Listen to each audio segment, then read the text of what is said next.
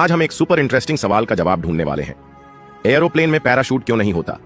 आपने भी तो कभी ना कभी ये सोचा होगा, है ना? जब हम प्लेन में बैठते हैं और नीचे बादलों को देखते हैं तो दिमाग में ख्याल आता है कि अगर कुछ गड़बड़ हो जाए तो पैराशूट होता तो शायद जान बच सकती थी। लेकिन क्या ये इतना आसान है? चलिए बिना टाइम वेस्ट किए इस सवाल के पीछे की सारी सच्चाई समझते हैं। सबसे पहली बात, पैराशूट इस्तेमाल करना कोई बच्चों का खेल नहीं है। पैराशूट चलाने के लिए ढेर सारी ट्रेनिंग चाहिए। आपको यह सीखना पड़ता है कि पैराशूट कब खोलना है, कैसे कंट्रोल करना है और सही तरीके से लैंड कैसे करना है। अगर ट्रेनिंग नहीं है तो पैराशूट आपके लिए फायदे की जगह नुकसान कर सकता है। अब सोचिए, एक बड़े कमर्शियल प्लेन में 200 से 300 यात्री होते हैं। क्या हर यात्री को इतनी ट्रेनिंग देना पॉसिबल है? बिल्कुल नहीं। और अगर बिना ट्रेनिंग के पैराशूट दे भी दिया तो लोग शायद उसे सही से यूज ही ना कर पाए। अब दूसरी बात, टेक्निकल दिक्कतें। दोस्तों, कमर्शियल प्लेन 30,000 से 40,000 फीट की ऊंचाई पर उड़ते हैं। इस ऊंचाई पर ऑक्सीजन इतनी कम होती है कि सांस लेना मुश्किल हो जाता है। साथ ही टेम्परेचर -40 से -50 डिग्री तक हो सकता है। इतनी ठंड में और इतनी तेज हवा में पैराशूट से कूदना लगभग नामुमकिन है। और ये मत भूलिए कि प्लेन 800 से 900 किलोमीटर प्रति घंटे की स्पीड से उड़ रहा होता है। ऐसे में सही टाइम पर सही तरीके से कूदना और पैराशूट खोलना बेहद मुश्किल है। अगर गलत वक्त पर कूदा तो हालात और खराब हो सकते हैं। तीसरी बात, जगह और वजन की समस्या। एक पैराशूट का वजन 10 से 15 किलो तक हो सकता है। अगर 300 यात्रियों के लिए पैराशूट रखे जाएं, तो प्लेन का वजन हजारों किलो बढ़ जाएगा।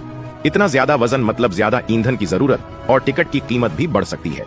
साथ ही प्लेन में इतनी जगह कहां होती है कि हर यात्री के लिए पैराशूट रखा जाए। सीट के नीचे लाइफ जैकेट रखने की जगह तो होती है, लेकिन इतने सारे पैराशूट रखना प्रैक्टिकली मुमकिन नहीं। अब आप सोच रहे होंगे कि फिर सेफ्टी का क्या?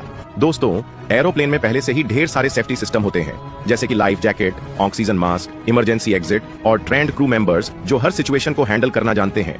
प्लेन को डिजाइन करने से लेकर उड़ाने तक हर स्टेप पर इतने सेफ्टी चेक होते हैं कि हादसे होने की संभावना बहुत कम होती है। एविएशन इंडस्ट्री में सालों से टेक्नोलॉजी इतनी एडवांस हो चुकी है कि प्लेन क्रैश की घटनाएं बहुत रेयर हैं।